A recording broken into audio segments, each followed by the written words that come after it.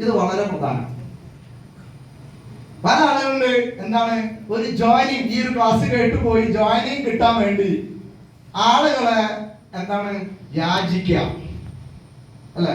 നമ്മളില്ലാത്തത് പറയാ, യാചിക്കുക, ഇതൊക്കെ പേടിപ്പെടുത്താം. ആധാർ എടുക്ക്, ഇത് പറയുന്നത് ആധാർ എടുക്ക്, അതെടുക്ക്, ഇതെടുക്ക്.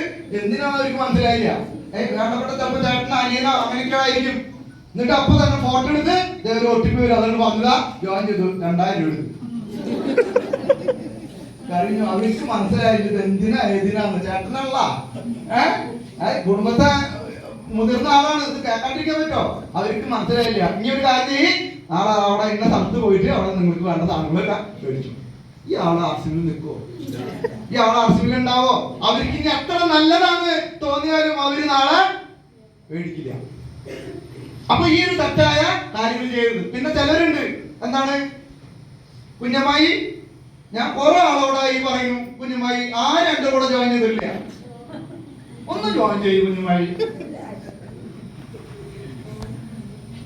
അപ്പൊ കുഞ്ഞമ്മായി പറയും, എന്ത് പറയും? കാശില്ല, കാശൊന്നും വേണ്ട, ഞാൻ ഇടാം.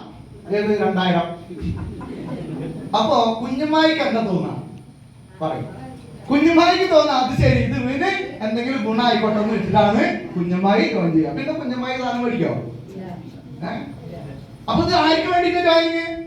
ഈ പറയുന്ന വ്യക്തിക്ക് വേണ്ടിട്ടാ, അല്ലെ? പിന്നെ ചില ബിരുദന്മാരുണ്ട്, അല്ലെങ്കിൽ ചില ആളുകളുണ്ട്, ഇവിടെ ഒന്നും അങ്ങനെ ഉണ്ടാവാൻ സാധ്യതയില്ല. എന്താണ്, 200ന്റെ ഉൽപ്പന്നം ഇപ്പൊ കൊടുത്തു, അത് ഡയറിയിൽ എഴുതിച്ചു. നിന്റെ ഡയറിയിൽ എഴുതിക്കോ, എന്റെ കണക്ക് തെറ്റാൻ പാടില്ല. നിന്റെ ഡയറിയിൽ എഴുതിച്ചോ, അതിന്റെ പകർപ്പ് എന്റെ ഡയറിയിലും. അടുത്ത ദിവസം ഒരു 300 രൂപ, അത് എന്ന് 2000 ആവുന്നോ അന്ന് കേട്ടാ. ഒരുമാതിരി ഇവര് അത് ഡയമണ്ട് ആവും ആളുകളൊക്കെ, അല്ലെ? ഇല്ലേ? അങ്ങനെ ഇല്ലേ? ശരി, ഷോപ്പുകളിൽ പോലും അത് നടക്കുന്നു. ഷോപ്പുകളിൽ പോലും പറയണ്ട, നിങ്ങൾ പൊതുവായിട്ട് പറഞ്ഞാൽ മതി.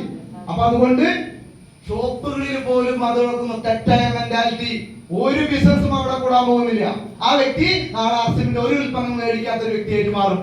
അതുകൊണ്ട് നമ്മൾ ഗഡ്സ് ആയിട്ട് നിൽക്കണം.